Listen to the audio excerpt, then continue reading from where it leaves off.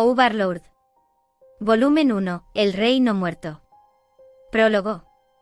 Frente a la joven y a su pequeña hermana, el caballero en armadura levantó su espada. Tener piedad es tomar una vida de un solo golpe. La espada, bañada por la luz del sol, brilló en el cielo. La joven cerró los ojos y se mordió el labio inferior. Su expresión mostraba que nunca quiso que pasara algo como esto. Simplemente lo estaba aceptando porque no había nada que pudiera hacer. Si tuviera algún poder, podría usarlo contra el hombre frente a ella y escaparía, pero no tenía ese poder. Entonces solo existía una conclusión: ella moriría aquí. La espada cortó el aire, pero ella no sintió dolor alguno. Abrió los ojos que mantenía fuertemente cerrados. Lo primero que logró ver fue la espada que se había detenido a mitad de camino. Y lo siguiente fue el que la blandía. El caballero había dejado de moverse, como si estuviera congelado. La atención del caballero ya no estaba centrada en la joven. El estado completamente indefenso del caballero revelaba la sorpresa que sentía. Como si la mirada del caballero la guiara, la joven también volvió la mirada en la misma dirección. Entonces vio desesperación. Había oscuridad. Una oscuridad pura tan delgada como el papel, y sin embargo de una profundidad inimaginable. Había salido de la tierra en una forma ovoide con la sección inferior cortada. Era una escena que evocaba misticismo y un miedo indescriptible. Una puerta. Eso fue lo que la joven pensó cuando la vio.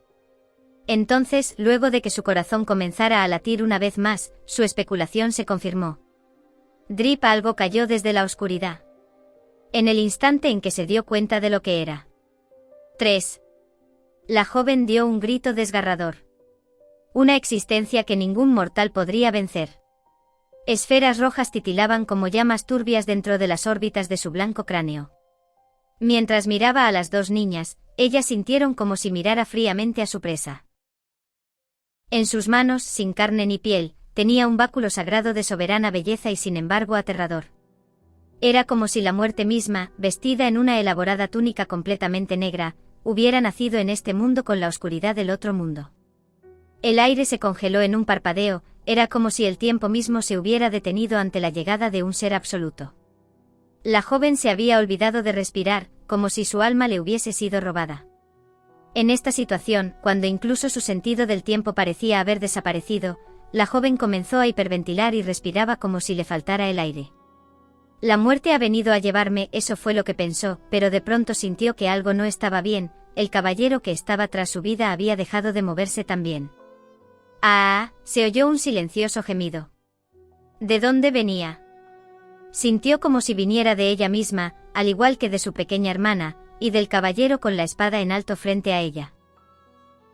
Muy despacio sus dedos, desprovistos de carne, se movieron y extendió la mano.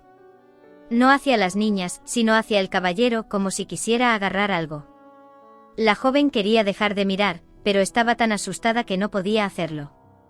Sentía que sería testigo de algo mucho más aterrador si apartaba la vista. Grasp Haarth, la muerte encarnada, hizo un gesto de agarrar algo, y un fuerte sonido metálico se oyó al lado de la joven. Tenía miedo de desviar su mirada de la muerte, pero llevada por la curiosidad volvió la mirada y vio al caballero tendido sobre la tierra. No se movía más. Estaba muerto. La crisis que amenazaba la vida de la joven había desaparecido como si todo hubiese sido un mal chiste.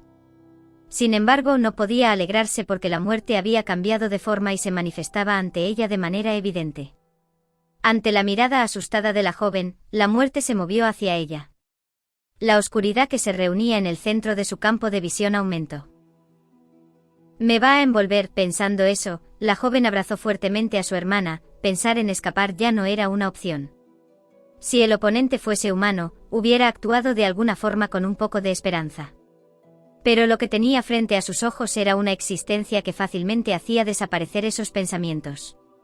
Por favor, al menos déjame morir sin dolor. Orar era todo lo que podía hacer. Su pequeña hermana estaba aferrándose a su cintura con todas sus fuerzas, temblando de miedo.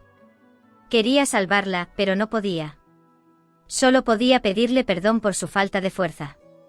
Simplemente agradecía que no se sintiera tan sola, porque se iban a ir juntas. Y entonces,